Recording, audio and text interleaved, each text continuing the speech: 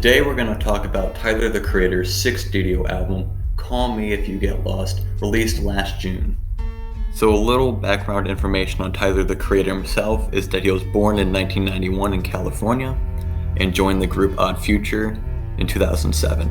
After that, he went on to release 5 more albums, getting nominated for a Grammy in 2017 and winning one in 2019. This album's supposed to be a victory lap and a celebration of his previous success. Some of the features on Call Me If You Get Lost are DJ Drama, 42 Dugg, Ty Dolla $ign, NBA Youngboy, Lil Wayne, Tizzle Touchdown, Domo Genesis, who he actually worked with on Future, Pharrell Williams, Lil Uzi Vert, and Daisy World. So at the beginning of the album, Tyler introduces the character for the album, Tyler Baudier, or Sir Baudier, and on the intro track, Sir Baudier, it's very, very grand. It has a lot of these horns and a lot of these instrumentals that sound very, very luxurious. And the same thing on Corso, which is the next song in the album.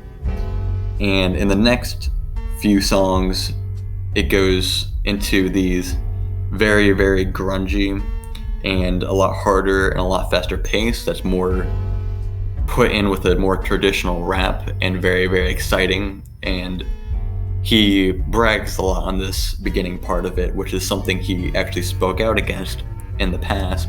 But now I feel like because he's actually worked his way up here, made his money, won the Grammys, he feels like he can actually start saying those things with some weight behind it. Mixed in with the beginning parts of the album, Tyler the Creator also has a few R&B style songs and pulls out an amazing performance out of NBA Youngboy on What's My Name. And on Hot Wind Blows, he gets a performance out of Lil Wayne that's also just magnificent.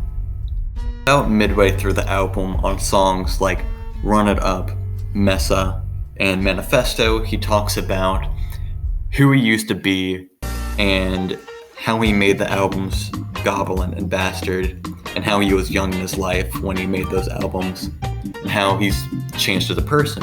He's still that same person, but he's emotionally grown up. He is mentally older, physically older, and he sees that back part of his life as still a part of who he is, but he kind of looks at it in a little bit of distaste.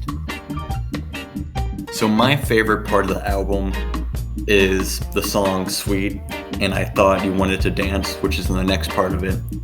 And it is my personal favorite song off the entire album.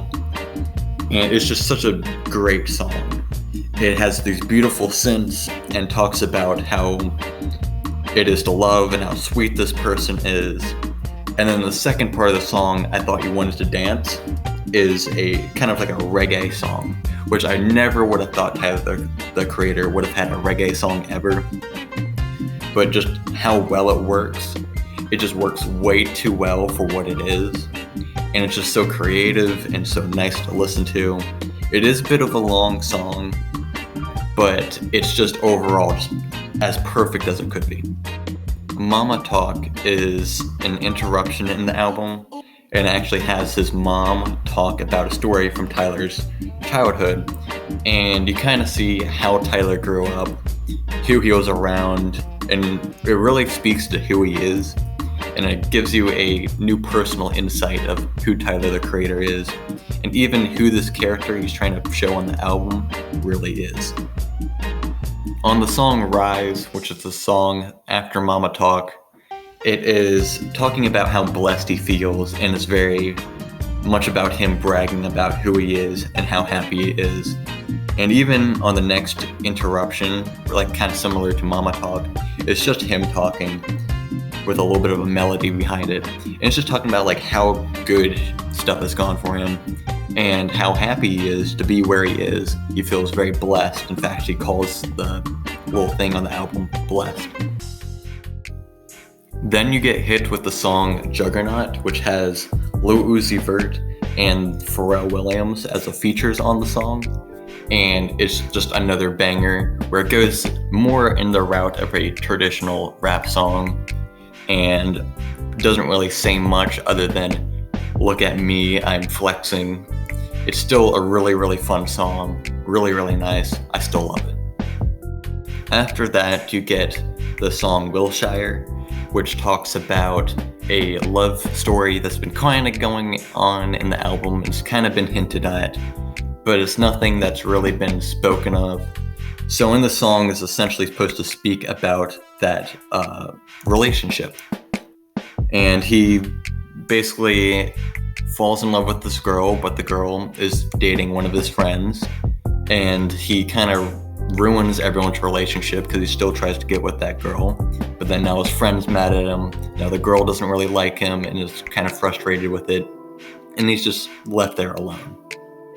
On the conclusion part of the album, on the song for Safari, it goes back to the beginning of it and talks about the life of luxury and the grandness of who he is and how he's gotten there.